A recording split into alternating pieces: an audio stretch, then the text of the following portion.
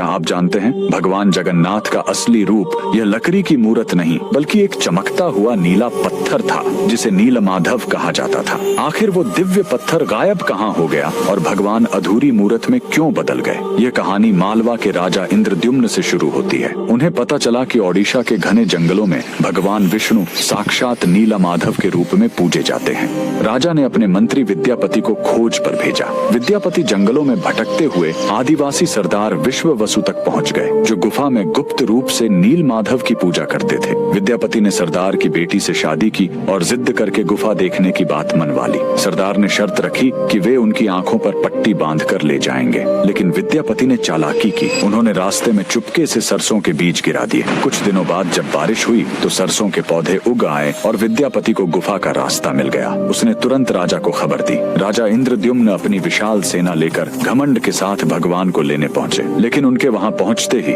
नीलमाधव की मूर्ति हमेशा के लिए गायब हो गई। भगवान अपने भक्त विश्ववसु के साथ हुए धोखे और राजा के घमंड से नाराज थे। राजा ने रोकर माफी मांगी और अन्न जल त्याग दिया। तब आकाशवाणी हुई, मैं अब उस पत्थर के रूप में नहीं मिलूंगा, अब मैं समुद्र तट पर एक लकड़ी के लट्ठे के रूप में आऊंगा। कुछ समय बाद पुरी के समुद्र तट पर एक विशाल अद्भुत लकड़ी का लट्ठा तैरता हुआ आया। राजा समझ गए कि यही भगवान का नया रूप है। उन्होंने तुरंत आदेश दिया कि इस पवित्र लकड़ी से भगवान की मूर्ति बनाई जाए, लेकिन समस्या यह हुई कि वह कोई साधारण लकड़ी नहीं थी। जैसे ही राज्य के बड़े बड़े कारीगर उस पर छेनी हथौड़ा चलाते, उनके औजार ही टूटकर बिखर जाते। उस दिव्य लकड़ी पर खरोंच तक नहीं आ रही थी। तब स्वयं भगवान विश्वकर्मा एक बूढ़े शिल्पकार के रूप में आए। उन्होंने कहा, मैं इससे मूर्ति बनाऊंगा, लेकिन मेरी एक शर्त है, 21 दिनों तक कमरा बंद रहेगा। अगर बीच में दरवाजा खुला तो मैं काम छोड़कर चला जाऊंगा। राजा मान गए। 15 दिनों तक अंदर से छेनी चलने की आवाज आती रही,